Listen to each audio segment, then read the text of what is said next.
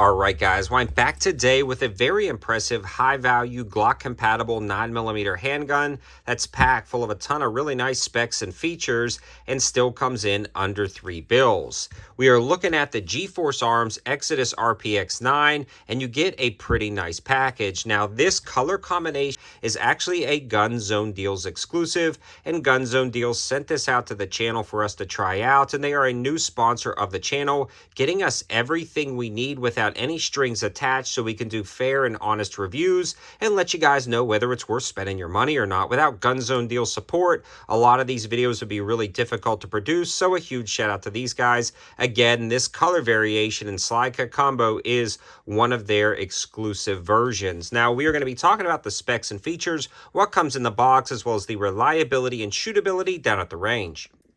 You get the box itself, the handgun, 2 magazines, which are standard capacity of 15 rounds, a cleaning kit, and an instruction manual. This is one of the most basic yet functional 9mm cleaning kits for free that I've ever received with a package like this.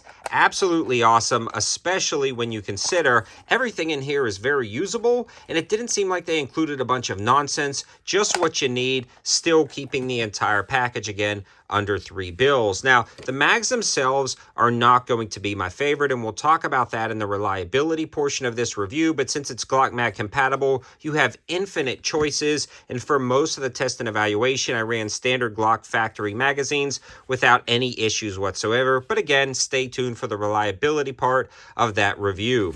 Now, the instruction manual is nicely laid out. It gives you all of the information you need about the basic handgun, but it is, again, a very similar pattern to a Glock 19, so all of those same types of understanding, nuances, and parts compatibility will be really close to a Glock 19.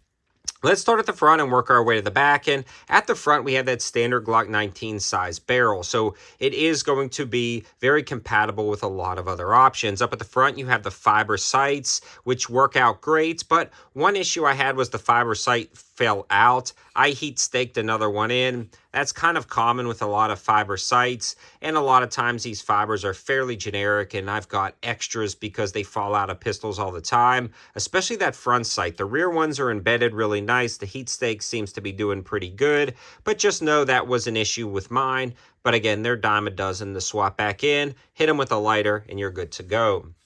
The window cuts in here definitely lighten up the slide, and that's a nice Gun Zone Deals exclusive because it helps offset the weight if you decide to add an RMR. The cocking serrations on the front of the handgun are actually very functional, and the slide is tapered down and has some nice tapering at the front for holstering. Working our way down, you still have that tapering and those extra side window cuts, and then you have some nice slide serrations at the back, an RMR cut spot for an optic. One thing to note, though, is that this optics cut actually has posts with the screws, so it's not going to be the standard 632 screws that you would normally use. I believe it's going to be the 440 screws, something to consider on this particular setup, but all the RMR style optics I tried worked out great. And then you have the rear fiber sights. These aren't necessarily suppressor height sights, but they're raised a little bit more than the standard sights, and they co-witness great with this Wolf Pro. In case something were to happen, you can still utilize those rear sights. Really nice touch on that.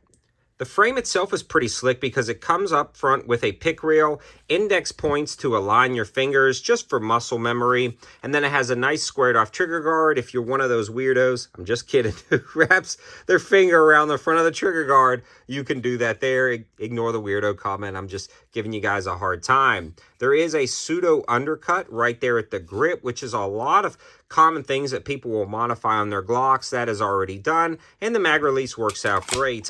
No issues with that mag release. Insert smooth. You're not going to accidentally bump it. Now, the slide stop on this actually has an extended slide stop built in, so another nice touch. Like in every single aspect of this gun, you are getting enhanced features, yet still for like half the price of the standard MSRP of a Glock, which is pretty freaking awesome.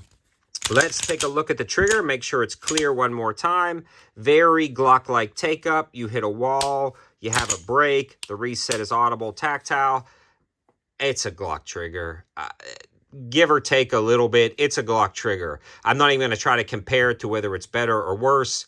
If you know what a Glock trigger is, you're getting it with that. If you like it, great. If you don't, well, that's what it is. The grip on this, though, is very ergonomic. It does not necessarily feel like a Glock. I feel like it's more contoured and sweeping, and that pseudo beaver tail in here feels very comfortable. The grip has nice texturing on the sides, nice texturing on the front and back, and then you have the flared magwell, which seems to be removable with this screw, and that magwell works out great.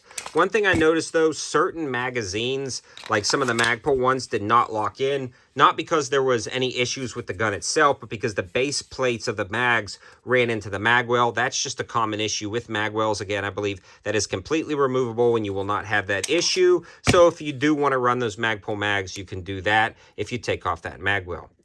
Now let's talk about how it's shot down at the range, and this shot like a standard Glock. Subtle differences. I felt like this was slightly more ergonomic than a traditional Glock. I felt like the recoil impulse was just a tad less than a traditional Glock, and I believe that has something to do with a lot of the lightning cuts in the slide itself. And overall, it was a very accurate handgun. This was 100% functional with every single ammo I tried, but most of the ammo I put through it was from AAC, and a huge shout out to AAC for being today's ammo sponsor. I ran a lot of their 115 and 147 as well as 124 grain ammo without any single issues whatsoever, except for one mag issue, and that was not the fault of the ammo. That was definitely a fault of the mag, but this ammo ran absolutely great, and a huge shout out to AC for also making these videos possible.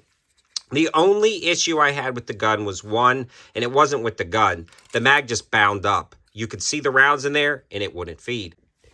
And this was not a mystery, and it wasn't a fault of the ammo like I said earlier. It was simply a fault of the follower's interference with the side. You can see I'm putting pressure on here, and the follower on this factory Glock mag doesn't move. And here, you have a lot of play. That's the same with the down play. It just slops around more, which causes this mag to bind.